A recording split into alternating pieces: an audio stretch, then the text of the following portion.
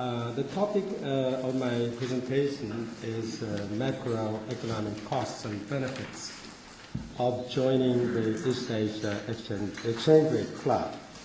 This topic is very eye-catching, but it immediately leaves you with some puzzles. What kind of macroeconomic costs and benefits am I going to be speaking about, and for whom or which countries are these benefits and costs occurring for? And what is about the East Asia Exchange Rate Club? Now, regarding the third one, the Exchange Rate Club, it refers to a regional exchange rate stability club.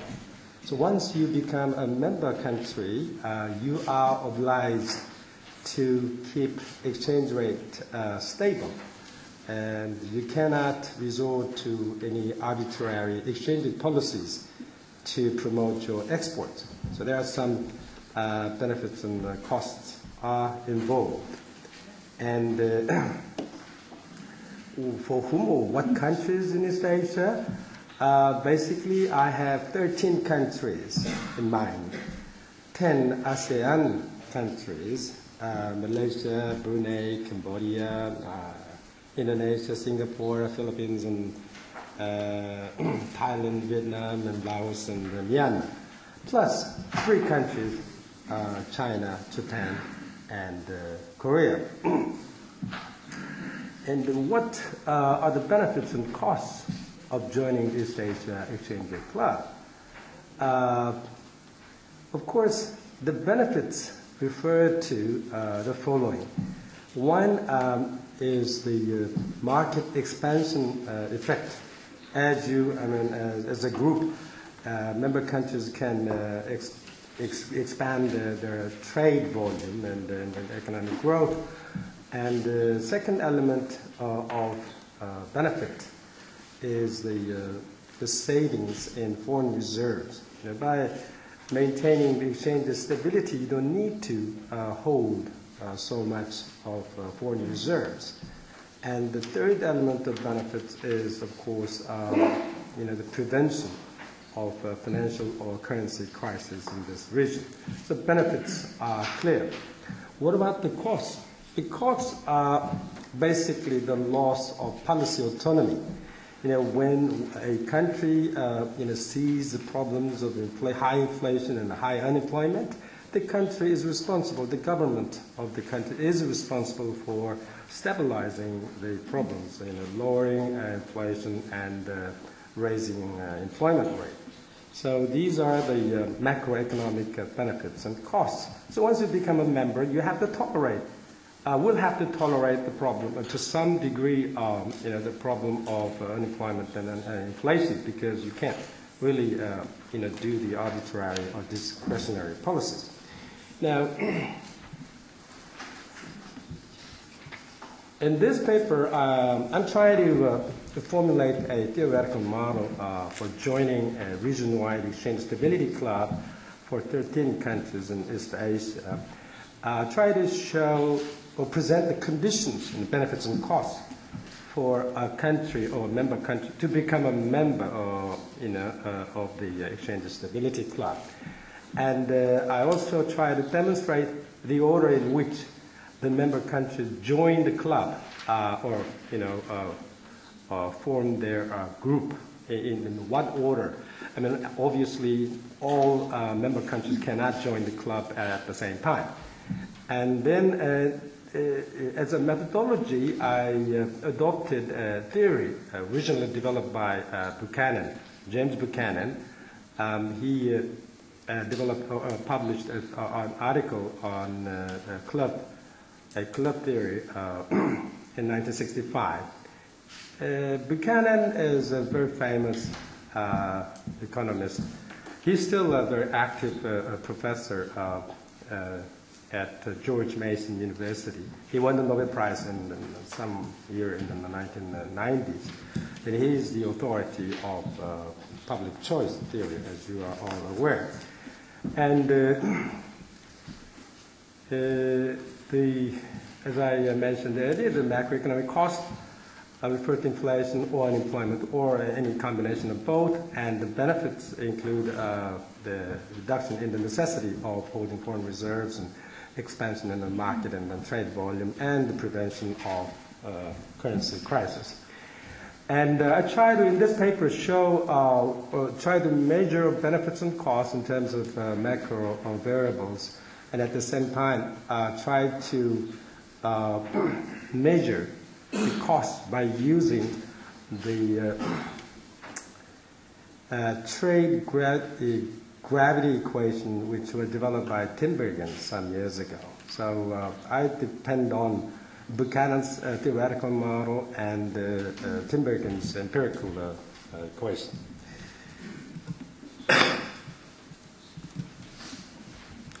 Next, here comes a graph showing the determination of the optimum number of club members. We have two sets of benefits and cost curves. Here, this is the benefit curve for a country, and this is the cost curve for any prospective member country. And this curve is another type of cost, and this is the benefit curve.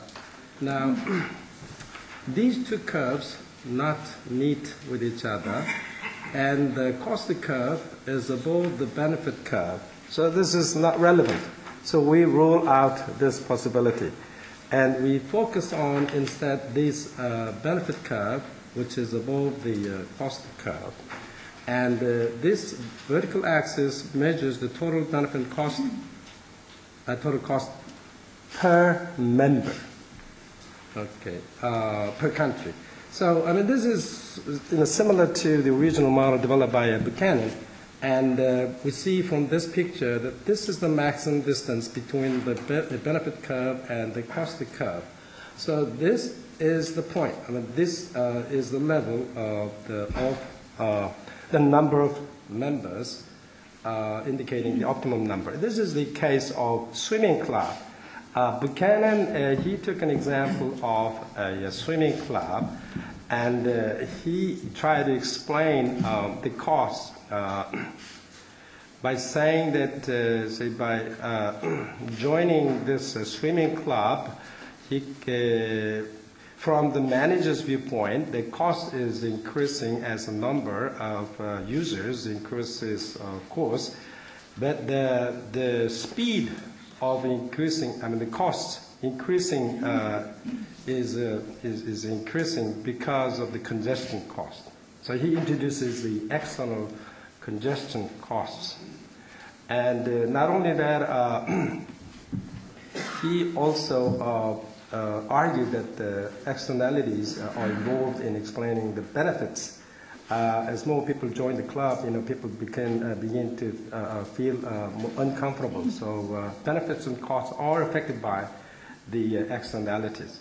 So that's how he described the increasing benefit curve in the first stage, and then starts to decline after a certain point. Likewise, the cost is increasing, and there's a point where the distance becomes the maximum. So he explains the determination of the optimum number of club members. So I adopted this model in explaining the way member countries in East Asia join the exchange rate club. Before we move this, leave this Buchanan's club theory, there were two assumptions he made.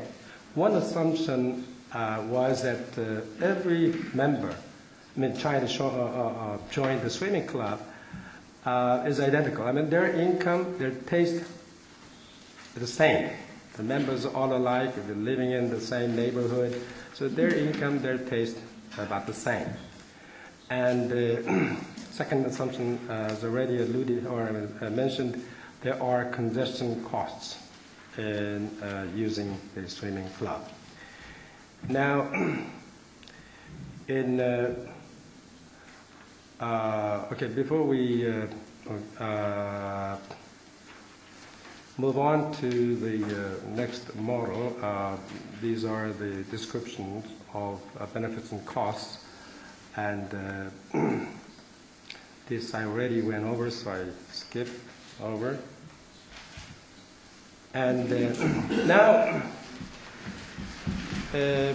as we try to adopt or use the Buchanan's model in the case of exchange rate club, we have to consider the assumptions that were made. I mean, are the members identical? No. Countries in East Asia, 13 countries, are all different in economic size. For example, so as shown in Table 1, in terms of GDP, and in terms of PPP GDP, and in terms of per capita GDP and trade volume, all are different. And this table shows the rankings of the countries by economic size. So in terms of the GDP, Japan, China, South Korea, Indonesia, that's the order. Now in terms of PPP GDP, in the purchasing power parity based GDP, China comes first, then comes Japan, then South Korea, Indonesia, and the like. In terms of per capita GDP, Japan comes again as the first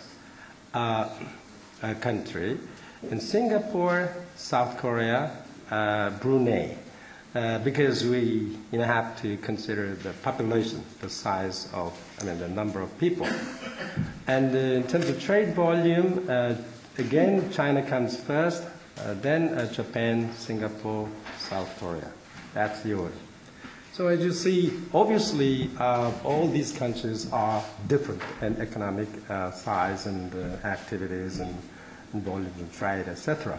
So how do we model the Buchanan's club model into Asia's exchange rate stability club model?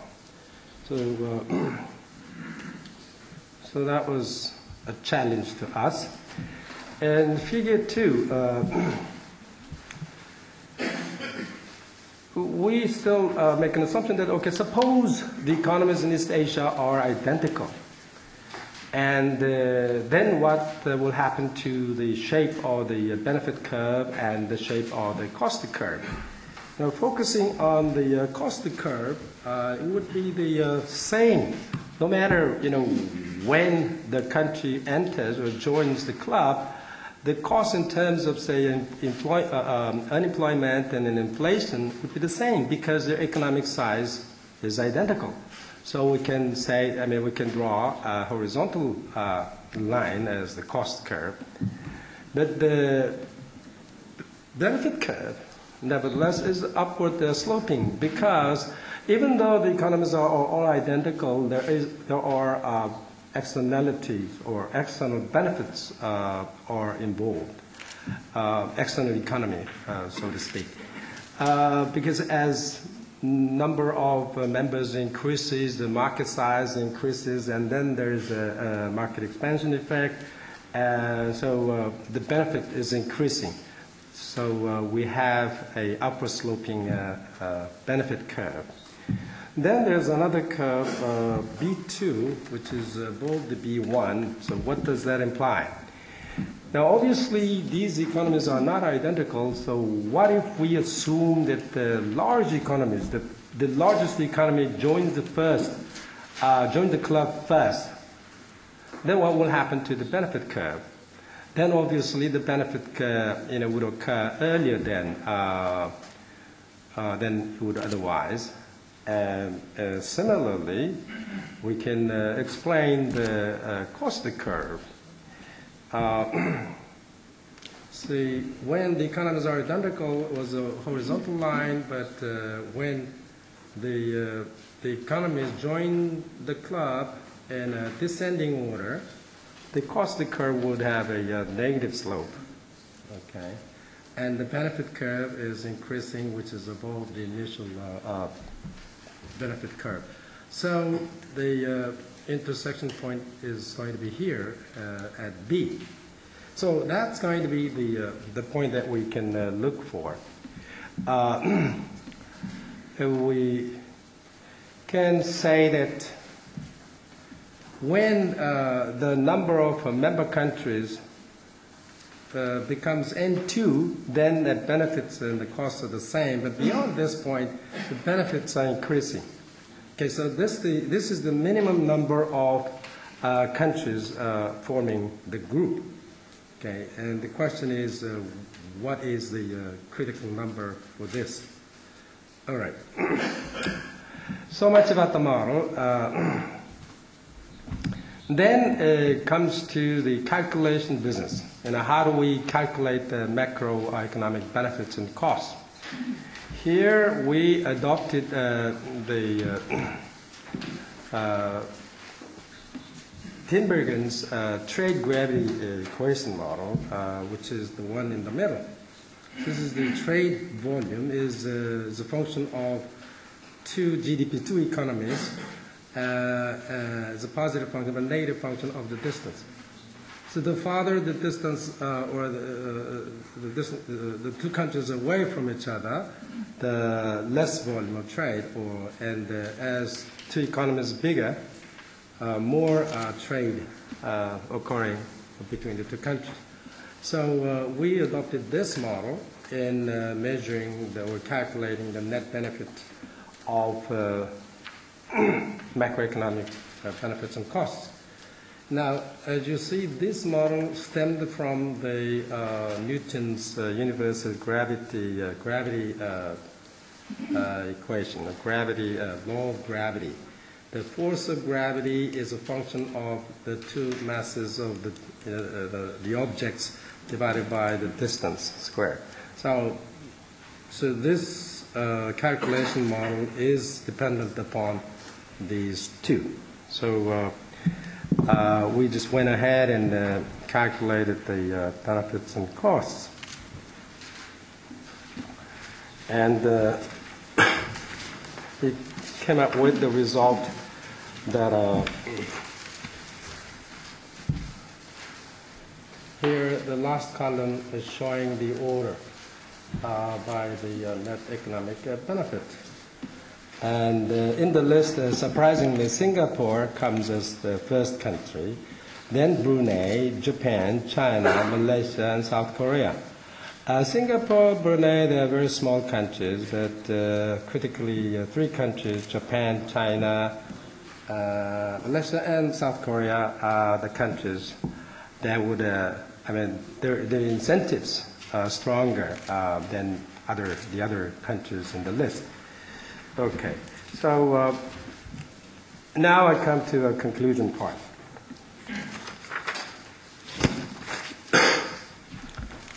We have formulated a multi-radical model for joining the Exchange Rate Stability Club, and we adopted the Buchanan's theoretical model, and we used also Tinbergen's or Isaac Newton's gravity model, etc., and we came up with this kind of result. Now, these benefits and costs are based upon the economic considerations, economic sizes, and economic costs and benefits. But when we apply this thing into reality, in the real world, other things need to be taken into account. Political costs, and there's also uncertainty existing. People do not have the information on, say, the benefits and costs. They do not know the accurate measures of costs and benefits. Always uncertain elements are involved. So we can argue that in reality, the larger economies tend to join the club first, and the weaker economies would wait until they become convinced that this Exchange Stability Club is going to be successful, and until they feel that they convinced that they will get the net benefit for sure. Otherwise, I mean, they will not join the club. And not only that, they are concerned about the political cost. What if something goes wrong with, I mean, if they cannot take care of the unemployment problem timely, or an inflation problem timely, there will be, I mean, the risk of changing the regime. So the situation or condition in their countries is a lot different than the condition in the large economies. So in addition to the economic consideration of the reasons, we need to consider the political and the uncertainty issues as well before we really conclude about the ordering of the Asian nations and joining the exchange club. Okay, that's it. Thank you very much.